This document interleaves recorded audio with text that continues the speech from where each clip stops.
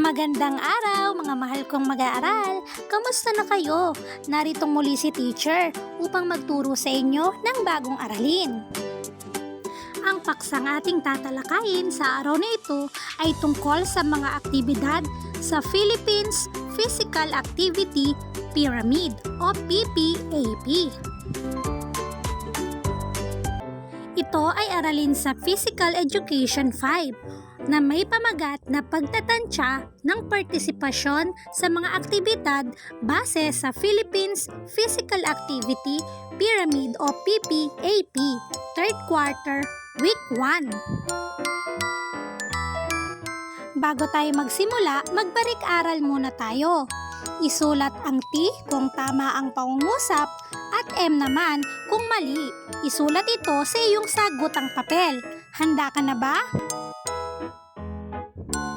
Number 1. Mahalaga ang patas na paglalaro sa anumang sports. Isulat ang tama o mali.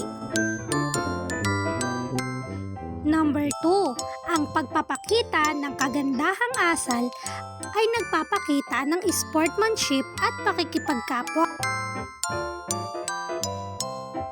Number 3. Magkaiba ang target games at invasion game. Number 4. Ang mga skill-related components gaya ng liksi, bilis at lakas ay magagamit sa paglalaro ng mga invasion game. At number 5, ang pagtanggap ng pagkatalo ng bukal sa loob ay nagpapakita ng magandang asal sa anumang parte ng aktibidad. Sagutin natin ang gawaing inihanda ko sa inyo. Pagmasdang mabuti ang larawan. Ano-anong aktibidad at gawain ang ipinapakita ng bawat larawan?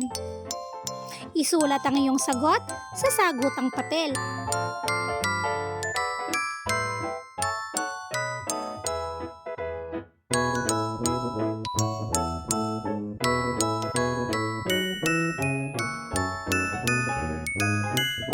Nasagot mo ba ito ng tama? Kung oo, magaling mga bata. Base sa gawaing inyong ginawa at sinagutan, mayroon itong iba't ibang mga larawan. Alam nyo ba na ang mga ito ay mga aktibidad gaya ng paglalaro, pag-ehersisyo, pagtulong sa gawaing bahay at iba pang gawain na ginagamitan ng paggalaw ng katawan at paggamit ng lakas.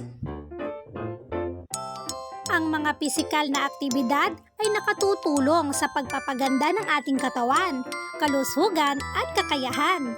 Kabilang dito ang pagsasayaw. Mahilig ka bang sumayaw? Ano ang paborito mong sayaw? Ang pagsasayaw ay isa sa pinaka-epektibong ehersisyo. Bakit?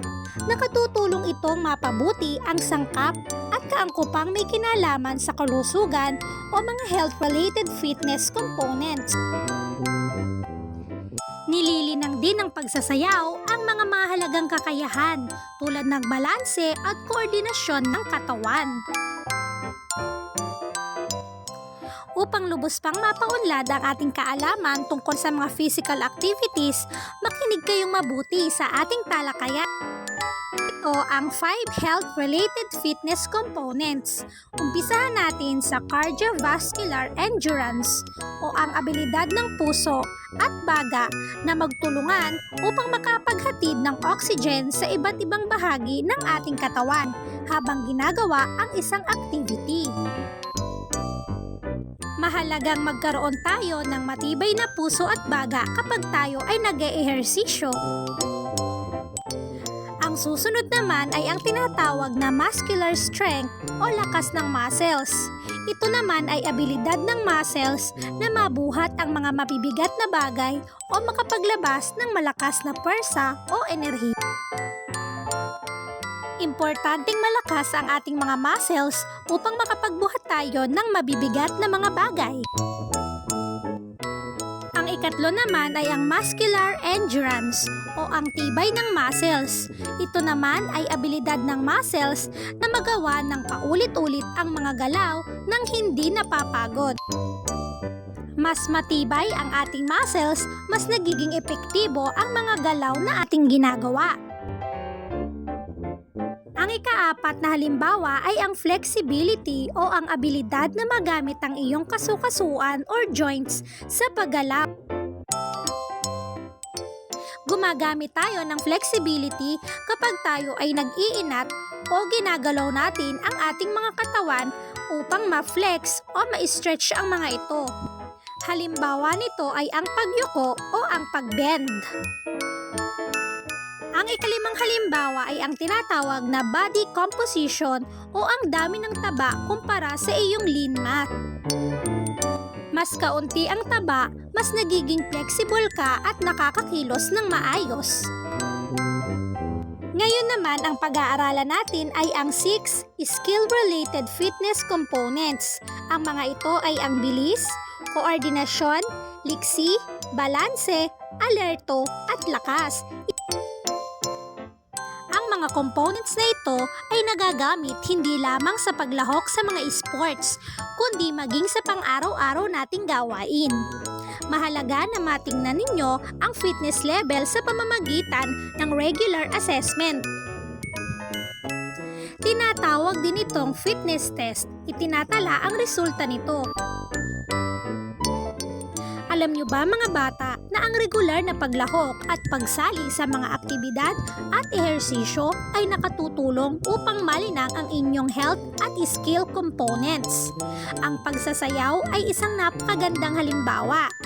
Ang pagsasayaw ay kinakailangan ng koordinasyon ng iba't ibang bahagi ng ating katawan upang magawa ng wasto ang mga galaw at balanse ng katawan sa ating paghilot.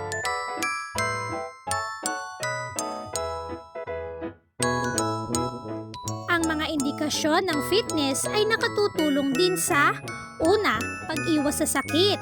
Pangalawa, pagpapalakas ng stamina. Pangatlo, pagpapalakas ng kalamnan o muscles. Pang-apat, pagpapabuti ng iyong flexibility. At ang panglima, pagpapanatili ng tamang timbang. Kaya ugaliin nating mag-ehersisyo at kumain ng balanse upang maging healthy at physically fit.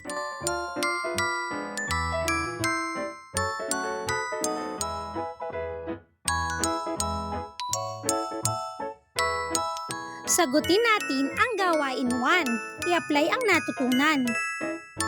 Panuto, bilugan ang tamang titik ng sagot. Number 1. Ang abilidad na gamit ng ating kasukasuan. A. Body composition. B. Flexibility. Or letter C. Muscular endurance. Number 2. Ang abilidad ng puso at baga na magtulungan upang makapaghatid ng oxygen sa iba't ibang bahagi ng katawan habang gumagalaw. Letter A. Body composition. Letter B. Cardiovascular endurance. At letter C. Flexibility. Number 3. Ang dami ng taba kumpara sa iyong lean mass. A. Composition. B. Cardiovascular endurance. C. Muscular strength. Number 4. Ito ay ang tibay ng muscles at abilidad na magawa ng paulit-ulit ang mga galaw nang hindi napapagod. A. Body composition. B. Flexibility. At C. Muscular endurance.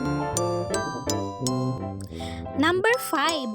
Ang muscular strength o blank ay ang abilidad ng muscles na mabuhat ang mabibigat na bagay o makapaglabas ng malakas na puwersa. A. Abilidad ng puso at baga. B. Lakas ng muscles o kalamnan. C. Tibay ng muscles o kalamnan. Dumako naman tayo sa gawain 2. Panuto, ibigay ang 5 health-related fitness components at 6 na skill-related components. Isulat ito sa wastong hanay.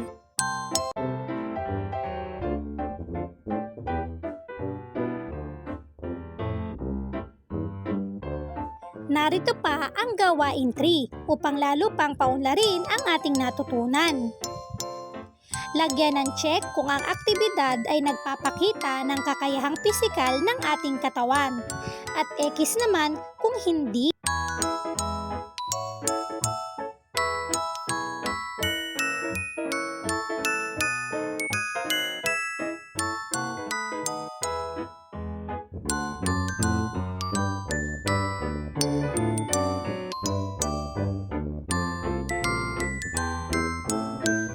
Nasagot mo ba ito ng tama?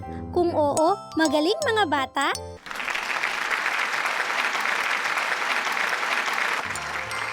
Para naman sa ating post-assessment o tayahin, 10 to 15 items. Alamin ang pagsulong ng iyong mga layuning pangkalusugan at kakayahang pangkatawan. Gawin muli ang mga fitness test at itala ang mga resulta sa sariling scorecard. Bawat aktibidad ay lagyan ng check o marka. Narito ang scorecard na inyong gagamitin.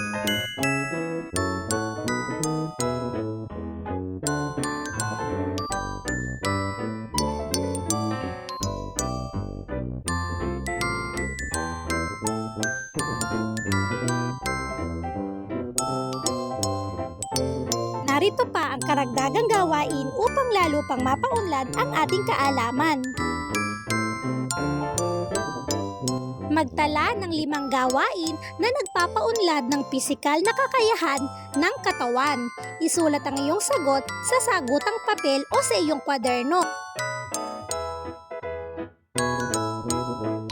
At dito nagtatapos ang ating aralin sa araw na ito. Maraming salamat mga bata sa inyong pakikinig at pakikiisa sa ating video lesson. Sana'y nakatulong ako na maragdagan pa ang inyong mga kaalaman tungkol sa iba't ibang physical activities na nakapagpapaunlad ng ating kakayahan at ng ating kaisipan.